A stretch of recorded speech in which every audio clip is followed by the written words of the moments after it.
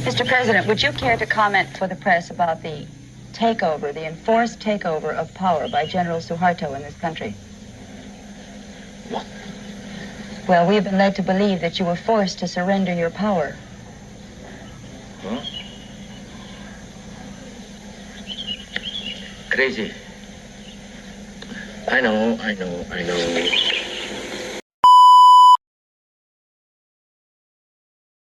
Halo, selamat datang di channel Biar Banyak Tahu. Di video kali ini, kita akan membahas tentang sejarah Suharto, Presiden kedua Indonesia yang berkuasa selama 32 tahun. Siapa sebenarnya Suharto? Bagaimana ia bisa naik ke tampuk kekuasaan? Dan apa saja prestasi dan kontroversi yang menyertai masa pemerintahannya? Mari kita simak bersama. Suharto lahir pada 8 Juni 1921 di Dusun Kemusuk, Desa Argomulyo, Kecamatan Sedayu, Bantul, Yogyakarta. Ia adalah putra dari pasangan Kertosudiro dan Sukirah. Ayahnya adalah seorang petani yang juga bekerja sebagai pembantu wedana. Ibunya adalah seorang pedagang kain. Suharto mengalami masa kecil yang sulit karena orang tuanya bercerai saat ia masih bayi. Ia kemudian tinggal bersama kakeknya dari ibu, Mbah Atmosudiro, yang juga seorang petani. Suharto menempuh pendidikan dasar di beberapa sekolah, karena sering berpindah-pindah tempat tinggal. Ia lulus dari sekolah rendah di Wonogiri pada tahun 1935. Ia kemudian melanjutkan ke sekolah menengah pertama Muhammadiyah di Yogyakarta, yang ia selesaikan pada tahun 1938. Setelah itu, ia ingin melanjutkan ke sekolah yang lebih tinggi, tetapi terhalang oleh biaya. Pada tahun 1940, ia mendaftar dan diterima di Sekolah Bintaraknil di Gombong, Jawa Tengah. Di sana, ia mendapatkan pelatihan militer dan pangkat kopral. Pada tahun 1942, Jepang menginvasi Indonesia dan menggulingkan pemerintahan kolonial Belanda. Suharto, seperti banyak prajurit Ki lainnya, ditawan oleh Jepang. Namun, ia berhasil lolos dari penjara dan bergabung dengan PETA, sebuah organisasi militer yang dibentuk oleh Jepang untuk melawan sekutu. Di PETA, ia mendapatkan pangkat Shodancho atau Komandan Peleton. Ia terlibat dalam beberapa pertempuran melawan pasukan sekutu, termasuk pertempuran Ambarawa pada tahun 1945. Pada tanggal 17 Agustus 1945, Soekarno dan Hatta memproklamasikan kemerdekaan Indonesia. Suharto, yang saat itu berada di Yogyakarta, mendukung proklamasi tersebut dan bergabung dengan Tentara Keamanan Rakyat, cikal bakal Tentara Nasional Indonesia. Ia menjadi komandan batalion dan terlibat dalam Perang Kemerdekaan melawan Belanda. Ia juga menghadapi pemberontakan komunis di Madiun pada tahun 1948 dan pemberontakan Darul Islam di Jawa Barat pada tahun 1950-an. Pada tahun 1951, Suharto menikah dengan Raden Ayu Siti Hartinah, yang lebih dikenal sebagai Ibu Tin. Mereka dikaruniai 6 anak, yaitu Siti Hardijanti Rukmana, Tutut, Sigit Harjo Judanto, Bambang Trihatmodjo, Siti Hediati Haryadi, Titik, Hutomo Mandala Putra, Tommy, dan Siti Hutami Endang Adiningsih, Mamiek. Keluarga Suharto dikenal sebagai keluarga yang harmonis dan sederhana. Suharto terus meniti karir militer dan mendapatkan berbagai jabatan penting. Pada tahun 1961, ia menjadi Panglima Komando Cadangan Strategis Angkatan Darat, yang bertugas mengamankan ibu kota Jakarta. Pada tahun 1965, ia menjadi Panglima Angkatan Darat, menggantikan Pranoto Rekso Samodra. Pada tahun yang sama, ia juga menjadi Kepala Badan Intelijen Negara, menggantikan Soebandrio. Pada tanggal 30 September 1965, terjadi sebuah peristiwa yang mengubah sejarah Indonesia, yaitu Gerakan 30 September atau G30S. Sebuah kelompok yang mengaku sebagai Dewan Revolusi, yang diduga berhubungan dengan Partai Komunis Indonesia, menculik dan membunuh 6 jenderal dan seorang perwira tinggi Angkatan Darat. Mereka juga menguasai beberapa titik strategis di Jakarta dan mengumumkan pembentukan pemerintahan revolusioner. Suharto, yang saat itu berada di luar kota, berhasil mengambil alih komando Angkatan Darat dan menumpas pemberontakan G30S. Ia kemudian menuduh PKI sebagai dalang di balik peristiwa tersebut dan memerintahkan pembersihan terhadap anggota dan simpatisan PKI. Akibatnya, terjadi pembantaian massal yang menewaskan ratusan ribu orang, terutama di Jawa dan Bali. Soeharto juga menekan dan menyingkirkan para pendukung Presiden Soekarno yang dianggap terlalu dekat dengan PKI. Pada tahun 1966, Soeharto mendapatkan surat perintah 11 Maret atau Supersemar dari Soekarno yang memberinya wewenang untuk mengambil tindakan apapun yang diperlukan untuk mengembalikan keamanan dan ketertiban. Dengan menggunakan Supersemar, Soeharto membubarkan PKI dan organisasi-organisasi sayapnya, membekukan partai-partai politik lainnya, dan mengambil alih kendali pemerintahan dari Soekarno. Ia juga menjadi Menteri Pertahanan dan Keamanan dan Ketua Presidium Kabinet. Pada tahun 1967, Soeharto secara resmi menggantikan Soekarno sebagai pejabat Presiden Indonesia. Berikut adalah video wawancara Soekarno dengan Cindy di ABC News Source. Mr. President, would you care to comment for the press about the takeover, the enforced takeover of power by General Suharto in this country? What? Well, we've been led to believe that you were forced to surrender your power. Huh? Crazy. I know. Abroad, some people say that I've been ousted, that I'm not the active president anymore, and that General Soeharto has taken over power. That's not true. I'm still in full power.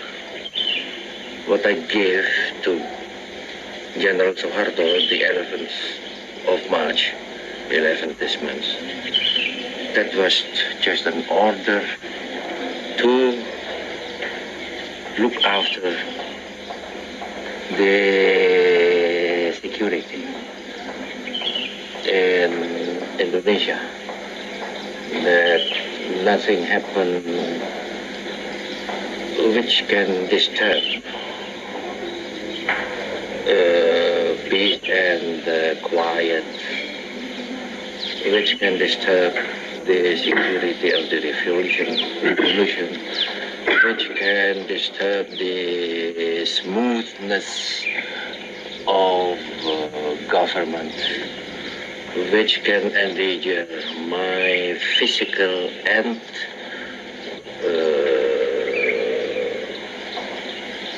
Wibawa, what is the... Mental? No, Wibawa is the authority of the president. Then Yesterday, Soeharto himself made his statement.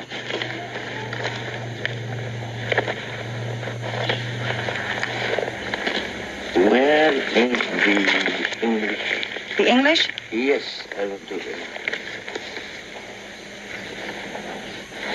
Here. It's authority. Is that it? Here, even Armed Forces Daily Mail yesterday. General Soeharto, no coup d'etat. Lieutenant General Soeharto to reports about what is this word? That's interposed. Today strongly denied reports about Today strongly denied reports about a coup d'etat in Indonesia, as broadcast by Nicolem. President Sukarno is still in function as President Supreme Armed Forces Commander, great leader of the revolution, MPRS, Supreme Congress, mandatory, he said. I know, I said, abroad, not only rumors, but press comments and radio comments were talking about Sukarno ousted, Sukarno not anymore the real president of Indonesia, etc., etc., etc. That's complete lie. Even one of the press agencies said that Suharto has taken over power because, they say, because I am very sick. that I'm ailing. You see, Cindy, I'm quite healthy. Yes, I know you are, Mr. President. Quite healthy. Physically healthy and mentally healthy. Well, then why did you give him this vested authority? Was it because of the recent demonstrations here? Yeah, not only that, but in any country, things can happen that might disturb peace and quiet, might disturb the authority of government, might disturb the security of the state, and in our Indonesian case, might disturb the Indonesian Revolution. Demonstrations. Huh. In any country, we now observe and see demonstrations, like in your own country. I know in America, even yesterday and today, are taking place racial riots, demonstrations, protesting against the Vietnam policy of the American government. In India now, we have a local revolution, and some part of India, everywhere and anywhere, demonstrations can take place. So I ordered Suharto to look after the peace and quiet and look after the security, not to, what is that? Not to give over your power or surrender your power. Not to give over my power to him, no. Then in no case is this to be considered a military takeover or a junta. And no case. And I read already even the own announcement of Suharto yesterday. Mr. President, you had said before that these demonstrations were being supported by foreign aid and foreign forces. Have you had any proof of that? Yes. Cindy, yes. Would you care to tell us what foreign forces? No. Well, at least I asked. And how long will General Suharto's authority be given him? As soon as peace and quiet have been secured again, then my order to General Suharto will end, will finish. And his authority does not lead towards world opinions or towards world business. It's just to take care of the peace and security of the home front. The opinion among the Nicolem, about us, is all wishful thinking. Wishful thinking. So anything, what happens here, they always abroad, they give wrong interpretations. Well, it's still going on, even though you threw out the American correspondents. Do you think it helps your getting rid of them? I know, for example, that one American correspondent abroad, not here because I have expelled them already from here. He said that I'm ailing and that about 22 ministers have been arrested. True? I have also heard that you were under house arrest and that you attempted to commit suicide as well. Why should I commit suicide? I love life, I know. I love life. Why should I commit suicide? Oh. Will you be doing anything perhaps about the other student demand, about changing your cabinet? Look here, in any country there are parents who are not satisfied or content with the ministers. You know, even in your country, not everybody is pro-Johnson.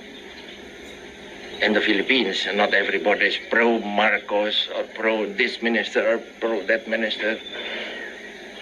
Japan, India, everywhere. Everywhere. So I'm not worrying about that. Thank you very much, Mr. President. I'm not worrying about that. Rula.